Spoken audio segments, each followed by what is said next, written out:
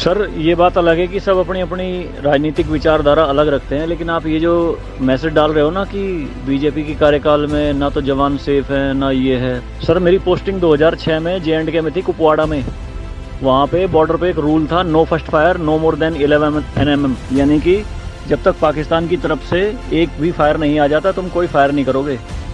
No more than 11 mm मतलब वो हमारे ऊपर RPG चलाएं, मोटरार चलाएं, कुछ भी चलाएं, हम 11 mm से ऊपर का राउंड नहीं चला सकते थे वहाँ पे। मेरे हाथ पे ओम गुदा हुआ है। इस ओम के गुदे होने की वजह से मुझे हाथ में रुमाल बांध के ड्यूटी करनी पड़ती थी वहाँ पे। अगर उनको ओम दिख गया ना तो छोटे छोटे बच्चे पत्थर मारना शुरू कर देते थे।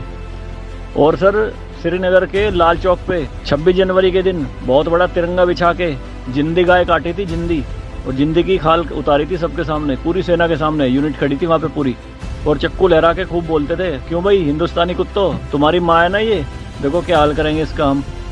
भाई कुछ नहीं उखाड़ सकते थे उनका। क्यों? क्योंकि सेंट्रल में गवर्नमेंट गंडवी थी, नपुंसक गवर्नमेंट थी।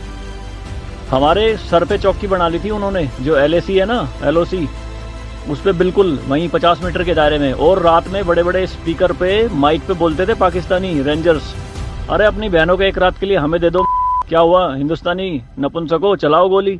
कुछ नहीं कर सकते थे उनका। 2014 में जब गवर्नमेंट चेंज हुई तो सेना अध्यक्ष बिपिन रावत साहब जब उनसे मिले तो उन्होंने बताया कि बॉर्डर के हालात खराब है सर, छूट नहीं है जवानों को कुछ भी। तो PM मोदी ने कहा था कि छूट मेरी तरफ से पूरी है, मैं नहीं जाऊंगा वहाँ लड़ने, तुम जाओगे।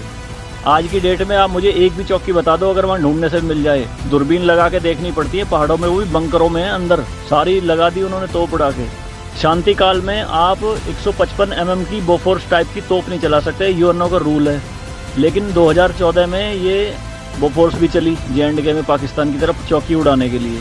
तो सर ये मत कहिए कि बीजेपी के कार्यकाल में जवान मर रहे हैं, ये हो रहा है। सर सेना के जो हाथ खुले हैं ना वो बीजेपी के कार्यकाल में ही खुले हैं। मैं इसका जीता जागता प्रत्यक्ष आपके सामने बैठा हूँ।